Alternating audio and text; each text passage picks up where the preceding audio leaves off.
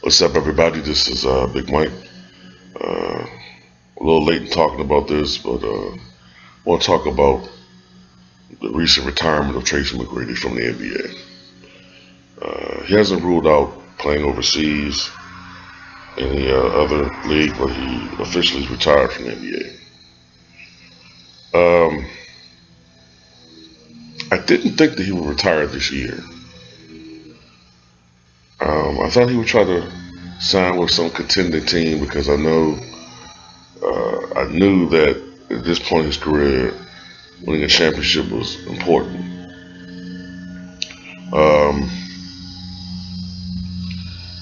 I thought he might try to sign with a team like the Thunder, maybe, or I don't really see him playing with the Heat. I don't know, but just some team, and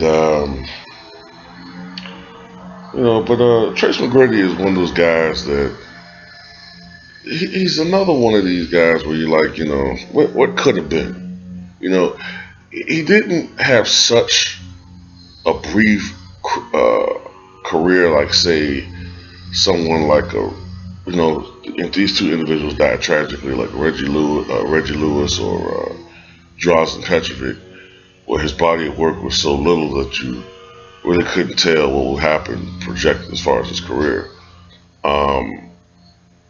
He actually had a pretty good overall career. The first half of his career, actually, his first half of his career was pretty much Hall of Fame bound.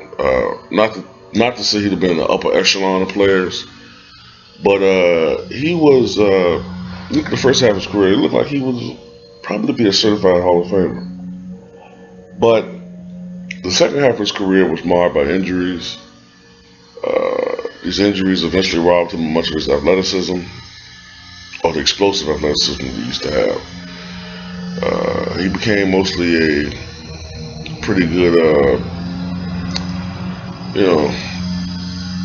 well, really, to be honest with you, this is my opinion. I'm not going to sugarcoat. I thought once he lost his athleticism, he was not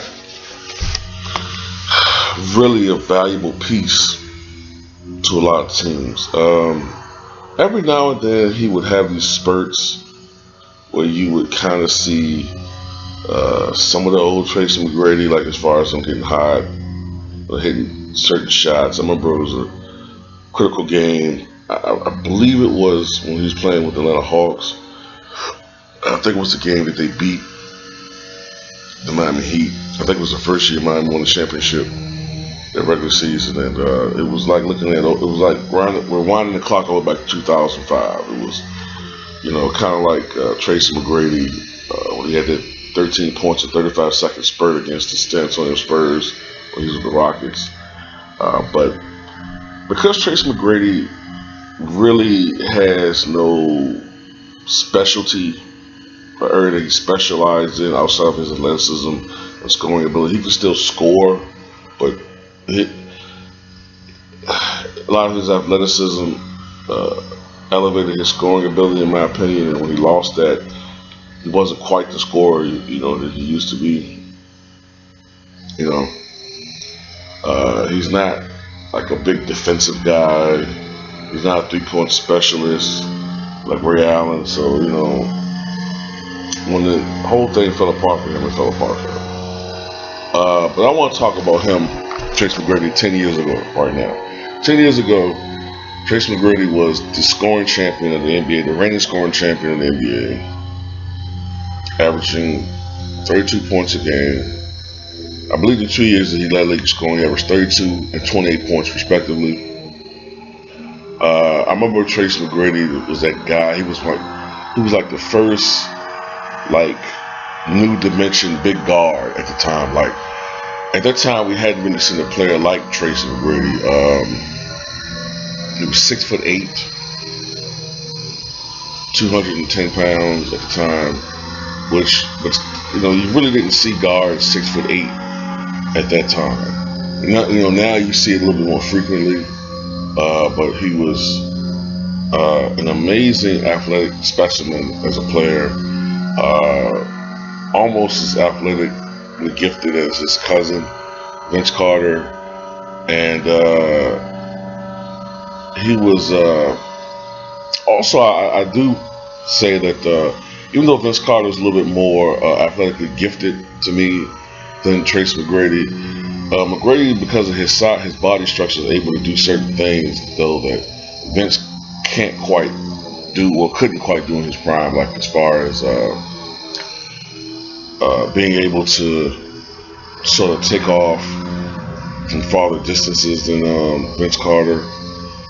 He was able to do certain things to me that was amazing considering his body structure.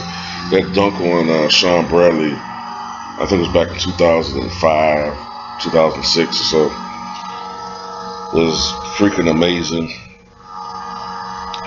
You know, but he was, to me, Tracy McGrady, he was an underrated passer. I thought he was a very good passer. That part of his game wasn't really talked about much. He was not a defensive stalwart, but he wasn't bad on defense. But I don't think that he was, that wasn't his. I think he was more interested on the offensive side of the court, so. Excuse me. But I know one of the questions is I saw recently is Tracy McGrady a Hall of Famer? And to me, I can't say he is. I know I made a video about Grant Hill, and I made a case that I thought he could be a Hall of Famer. A lot of it's because of not his statistical output, but because of what he had to overcome. With Grant Hill, he went through stretches where 99.9% of people would have given up. To go through what he went through was so heartbreaking, man. He had a season where, he would miss, 60 games, work hard to come back, and then the very next season, play 5 games to get injured again, missed 77 games or so, come back, play 10 games, get injured again. See, something like that, 99.9% of people was like, to hell with this. I can't do it anymore. Then they had the staph infection that killed him, to come back from that, and then, remarkably, he became healthy in his old age. And he was not the player once was. He was productive. He was an ultimate team player. Am I biased a little bit? I remember saying this in the video. Am I biased a little bit because I like the guy? Perhaps. But I thought you could make a case that he was a borderline Hall of Fame player because of his adversity aspect of what he went through. With Tracy McGrady, I don't know. In some ways, his numbers are a little bit better than Grant Hill's as far as cumulative totals and per game averages. Let me check out some things on Basketball Reference.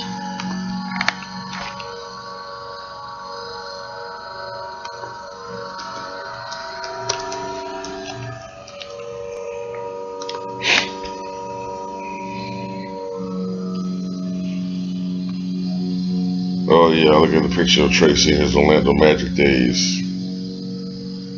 Yeah, he was, Tracy was quite a player, man, back then. I also sometimes wonder what would have happened if Tracy McGrady stayed with Toronto. It was the year after he left that Toronto Raptors went all the way to I believe it was the all the way to the Eastern Conference Finals. I believe it was against the Philadelphia 76ers. Or it might have been I think it might have been the semifinals. And I think Philly played the Bucks in the conference final, I think, if I remember serving correctly. But Toronto team was great, man. Had veteran leadership. I believe Chris Childs was on that team. I think Dale Curry was on that team. Uh, Vince Carter, of course.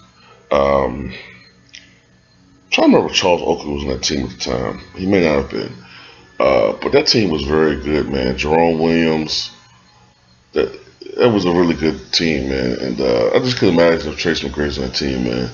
Who knows, man? You know, maybe they would have went to the finals. I don't think they would have beaten the Lakers. You know, I don't think anybody could beat the Lakers that year. But anyway, you know, looking at his per game averages from his rookie year all the way to last year, 7 points, 9, 15, 27, I'm rounding, 26, 32, 28, 26, 24, 25, and then the precipitous drop off after 2007, 22, 16, 8. Then the year after he played with Houston and the Knicks, well, actually, he actually averaged 8, and then 8, and then 5, and then last year even though he was signed with the Spurs, never played with them in the regular season.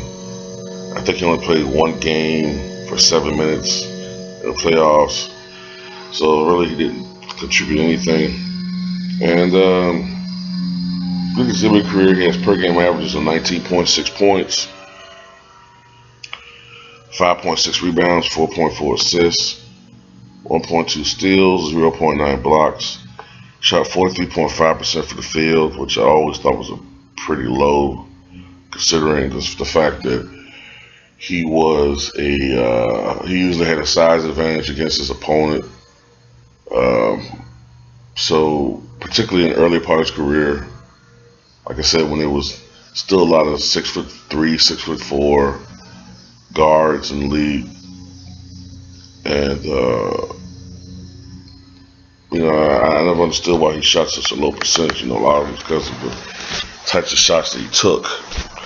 33.8% from the three-point line, which is fairly decent. 74.6% from the foul line, a little bit low to me for a scorer, particularly perimeter scorer. I mean, his overall statistical numbers are pretty good, actually, but I don't know about him being a Hall of Famer, though. You know, I mean, if you're going to put Tracy McGrady in the Hall of Fame, then you have to put a guy like Mitch Richmond in the Hall of Fame, who sustained his excellent level of play much longer than Tracy McGrady. Perhaps from I would say maybe in the mid 90s, he may have been the second best guard overall in the NBA. Behind Michael Jordan. At that time, Clive Jackson was starting to decline a little bit as an individual player. You look at Mitch Richmond's overall numbers: 21 points, 3.9 rebounds, 3.5 assists, 1.2 steals, 45.5% from the field, 38.8% from the three-point line. That includes the last few years of his career when he lost his step and Cedar lost a little bit of his shot from the perimeter. 85% from the foul line, so he was a much better overall shooter than McGrady. Had a higher scoring average, a little bit lower than McGrady in some of the rebounding and assist totals. But played many more games. I think you have to put him in the Hall of Fame, you know. So, and you also look at the fact that he did get a championship ring, even though he wasn't maybe the biggest contributor. He does have a championship ring with the 2001-2002 Lakers. So I don't know, man. I guess I have to say I don't think you can make a real strong case that Tracy McGrady is a Hall of Fame player. Also, look at the fact that a guy like Tim Hardaway didn't get in this year. I don't see Tracy McGrady being a Hall of Fame player. You know, he was a great player for a pretty good stretch, but Hall of Fame player, I don't know. I don't think so. All right, leave your comments below, and you know, I appreciate you guys' comments too. I appreciate you guys watching my videos. All right, thank you.